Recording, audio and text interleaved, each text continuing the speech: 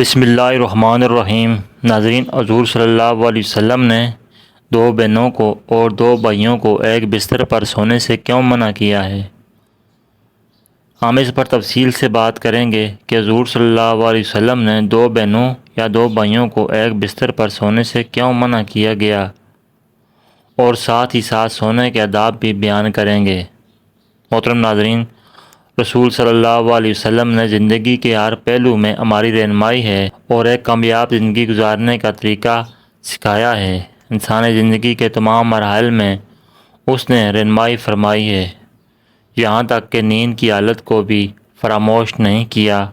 وہ نیند جس میں انسان تقریباً اپنی ایک تہائی زندگی گزار دیتا ہے، اسلام نے اس کے بہت سے آداب اور سنتیں ذکر فرمائی ہیں۔ جو شخص ان پر عمل کرے گا اسے سکون و اطمینان کی نیند نصیب ہوگی، پریشانی، بے چینی اور بے خوابی سے نجات ملے گی۔ سونے کے آداب میں سے ایک آداب یہ بھی ہے کہ جلد سے جلد سوئے اور بغیر ضرورت کے جاگنے سے پرہیز کرے۔ حضرت ابو برزہ اسلمی سے روایت ہے کہ رسول اللہ صلی اللہ علیہ وسلم عشاء سے قبل سونے کو اور عشاء کے بعد گفتگو کرنے کو ناپسند کرتے تھے۔ سونے کا دوسرا آداب یہ ہے کہ انسان دائیں کروٹ پر سوئے، کیونکہ نبی کریم صلی اللہ علیہ وسلم دائیں کروٹ پر سویا کرتے تھے اور اس کا حکم بھی ارشاد فرمایا ہے۔ حضرت براء بن عازب رضی اللہ تعالیٰ عنہ فرماتے ہیں کہ نبی کریم صلی اللہ علیہ وسلم دائیں کروٹ پر لیٹا کرتے تھے، اور حضرت براء بن عازب رضی اللہ تعالیٰ عنہ کو بھی نبی کریم صلی اللہ علیہ وسلم نے دائیں کروٹ پر ہی لیٹنے کا حکم دیا۔ دائیں کروٹ پر لیٹنا ہی افضل ہے، خواہ منہ قبلے کی طرف نہ ہو یا پیٹھ یا قبلہ دایاں ہو یا بایاں، دائیں کروٹ پر ہی لیٹنا چاہیے، کیونکہ اس کا نبی کریم صلی اللہ علیہ وسلم نے حکم ارشاد فرمایا ہے۔ تیسرا آداب یہ ہے کہ انسان لیٹتے وقت دائیں ہاتھ کو دائیں رخسار کے نیچے رکھے۔ حضرت ابو ہریرہ رضی اللہ تعالیٰ عنہ سے روایت کرتے ہیں کہ انہوں نے بیان کیا کہ حضور صلی اللہ علیہ وسلم نے فرمایا کہ جب تم میں سے کوئی شخص اپنے بستر پر جائے تو اپنا بستر جھاڑے، اس لیے وہ نہیں جانتا ہے کہ کیا چیز اس کے پیچھے اس میں داخل ہو گئی ہے۔ سونے سے پہلے ہاتھ اور منہ میں گوشت یا چربی وغیرہ کا اثر یا مہک ہو تو اس کو دھو لینا چاہیے۔ رسول اللہ صلی اللہ علیہ وسلم نے فرمایا، جس کے ہاتھ میں گوشت یا چربی یا کسی اور چیز کی مہک کا اثر موجود ہو اور اسے دھوئے بغیر سو گیا، پھر اسے کوئی مصیبت پہنچی تو اپنے آپ کو ملامت کرے۔ سونے سے قبل کھانے پینے کے برتنوں کو ڈھانپنا چاہیے۔ سونے سے قبل کھانے پینے کے برتنوں کو بسم اللہ کہہ کر ڈھانک دیں۔ اگر کوئی چیز نہ ملے تو کم سے کم ایک لکڑی ہی صحیح بسم اللہ کہہ کر ان پر رکھ دیں، اس لیے کہ شیطان بند دروازوں کو اور ڈھکے ہوئے برتنوں کو نہیں کھولتا۔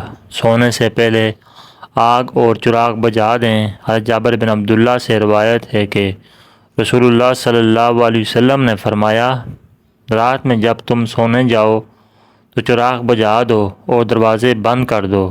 حضرت عبداللہ ابن عمر کہتے ہیں، نبی کریم صلی اللہ علیہ وسلم نے فرمایا، سوتے وقت اپنے گھروں میں آگ کو جلتے ہوئے نہ چھوڑو۔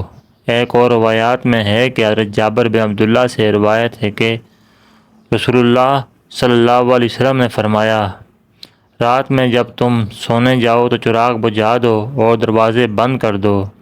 حضرت عبداللہ ابن عمر کہتے ہیں کہ نبی کریم صلی اللہ علیہ وسلم نے فرمایا، سوتے وقت اپنے گھروں میں آگ کو جلتے ہوئے نہ چھوڑو۔ ایک اور روایات میں ہے کہ چراغ بجھا دو، کیونکہ بسا اوقات چوہا چراغ کی بتی کو بھڑکا کر گھر والوں کو جلا ڈالتا ہے۔ ایسی چھت پر سونا منع ہے جس کے اطراف کوئی آڑ نہ ہو جو آنے جانے سے نہ روک سکے۔ رسول اللہ صلی اللہ علیہ وسلم نے فرمایا، جو شخص ایسی چھت پر سوئے جس کے اطراف کوئی آڑ کھمبی نہ ہو اور وہ اوپر سے گر کر مر جائے یا اسے کوئی نقصان پہنچے تو وہ اللہ کی ذمہ داری سے بری ہے۔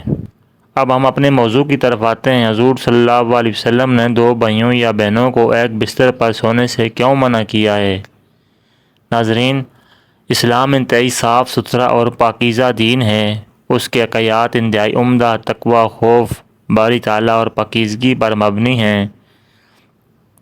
اسلام جہاں ظاہری گندگی سے بچنے کی تلقین کرتا ہے، اس کے ساتھ ساتھ ایسے انتظامات مسلم معاشرے کو دیتا ہے جس سے ہر فرد کی روحانی تربیت بھی ہوتی ہے۔ اسلام نے والدین کے لیے جہاں انہیں خود گناہ کے کاموں سے بچنے کی تلقین کی ہے، وہاں انہیں خود گناہوں کے کاموں سے بچنے کی تلقین کی ہے، وہاں پر ان کے بچوں کے لیے بھی احکامات صادر فرمائے ہیں۔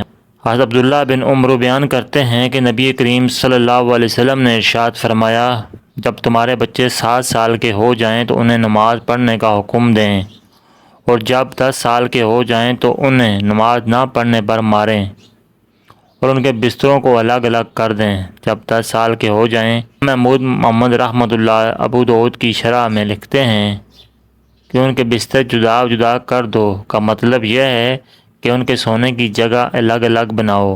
اس لیے جب وہ 10 سال کو پہنچتے ہیں تو بلوغت کی ادنا حد تک قریب ہو جاتے ہیں، ان کی شہوت زیادہ ہو جاتی ہے اور ان پر فساد و خرابی کا ڈر ہوتا ہے۔ اس لیے بات پر دلالت ہے کہ ولی پر واجب ہے کہ بچوں کے درمیان سونے کی جگہ پر تفریق ڈال دے، اگرچہ وہ بھائی ہی کیوں نہ ہوں۔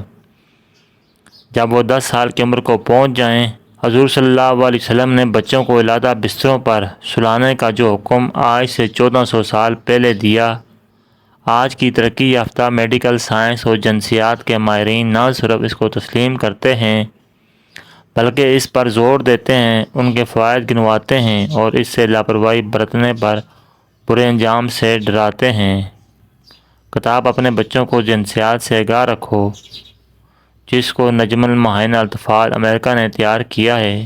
ضروری ہے کہ بچوں کو ایک بستر پر نہ سونے دیا جائے، بہتر تو یہ ہے کہ انہیں ایک کمرے میں بھی نہ سلایا جائے، کیونکہ جو بچے متواتر ایک بستر پر سوتے ہیں ان کے اندر رگڑ، مشتزانی اور جنسی ملاپ کا مرض رونما ہوتا ہے، اور رفتہ رفتہ یہ بچے جنسی کھیل کھیلنے لگتے ہیں۔ سونے کے کمرے میں ماں باپ کے ساتھ ساتھ بچوں کا سونا بھی کسی صورت حکمت اور دلائی سے خالی نہیں ہے، کیونکہ بچے بظاہر سوئے ہوئے نظر آتے ہیں لیکن حقیقت میں وہ جاگتے ہوتے ہیں۔ 2-3 سال کے بچوں کا بھی عام طور پر یہی حال ہے۔